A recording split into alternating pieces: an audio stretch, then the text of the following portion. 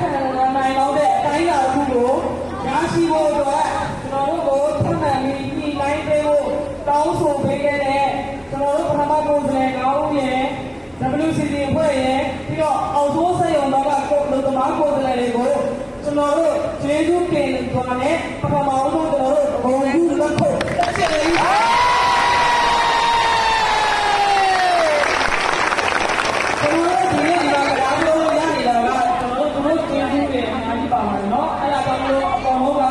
ဒီကမှာကျွန်တော်တို့ဒီပေါ်မှာတဲ့အကောင်လုံးဒီတစ်စိတ်နဲ့တဝန်းနဲ့တသွေးနဲ့တသားလေးဆိုတာကိုအကောင်လုံးသဘောကျလား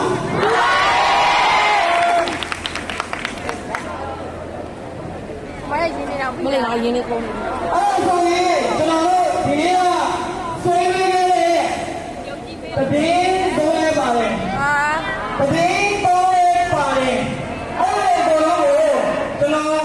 အရင်ကအစိုးရပဲအရင်ပြောမယ်နောက်ဆုံးတော့အကောင်ကိုပြောမယ်အားသာဖြစ်တဲ့ကိစ္စပဲဘယ်လိုလဲကျွန်တော်တို့တောင်းဆိုနေတဲ့အချက်တွေကနံပါတ်1ကျွန်တော်တို့အလုံးတည့်ရည်အလုံးတည့်ရည်ဟောကျွန်တော်တို့တောင်းဆိုမှုလုပ်တဲ့ရက်တွေကိုအလုံးတည့်ရည်ကျွန်တော်တို့ကိုခံစားဝင်ပေးပါလို့ကျွန်တော်တို့တောင်းဆိုခဲ့တဲ့နေရာမှာအလုံးရှင်နေနဲ့ဘယ်လိုမှ